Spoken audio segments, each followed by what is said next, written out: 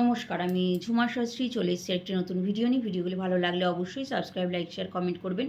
Video শুরু করার আগে গণপতি পাপা এবং দেবাদিদেব মহাদেবকে প্রণাম জানিয়ে, গুরুদেব প্রণাম জানিয়ে শুরু করছি। আজকে বলবো, দেখবেন অনেক সময় আমাদের কুণ্ডলিতে খারাপভাবে স্যাটার্নের অবস্থান থাকে, মানে প্লেসমেন্ট খারাপভাবে থাকুক, কিংবা 7.5 ঢাইয়া 15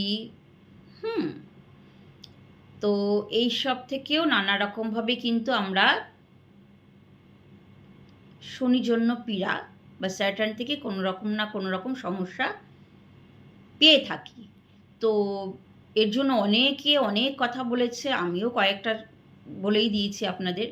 আজকে আর একটা নতুন জিনিস নিয়ে এসেছি, যেটা আপনারা মনে হয় না কখনো শুনেছেন। সেটা হচ্ছে শনি বজ্র পাঞ্জার কবচ। এটার নিত্য পাঠ করুন 90 দিন, অর্থাৎ 3 মাস। 3 মাস করুন, সূর্যাস্তের পর থেকে 9টার মধ্যেই চেষ্টা করবেন শেষ করার। মানে যারা অফিস থেকে আসছেন তারা যদি করতে চান 8টার পরে হলেও করতে পারেন, 9টার মধ্যেই যেন শেষ হয়ে যায় পাঠটা। এটা করবেন এক পাঠ, এমন কিছু ব্যাপার না। যেরকম পুজোর আসনে বসছেন মন্দিরে বসে, সেরকম একই নিয়ম।